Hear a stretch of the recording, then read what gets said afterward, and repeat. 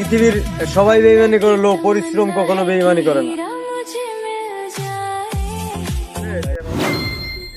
যেখানে আল্লাহ তাআলা নিজেই চাইছে যে মানুষ চেষ্টা করুক, কারণ বলা হয়েছে কোন জাতির ভাগ্য ততক্ষণ পর্যন্ত পরিবর্তন হয় না যতক্ষণ তারা নিজেরা না চেষ্টা করে। এখন যদি ভাগ্য পরিবর্তন করা নাই যাইতো তাহলে আল্লাহ পাক নিজে বলতো না যে তোমরা চেষ্টা করো। আর পরিশ্রম, আমরা অতীত বদলাইতে পারি না, কিন্তু ভবিষ্যৎ নিয়ে আমাকে দুশ্চিন্তা করা ঠিক না, কারণ আজকের দিনের কর্মফলই আমরা ভোগ করতে পারবো আগামী দিনে।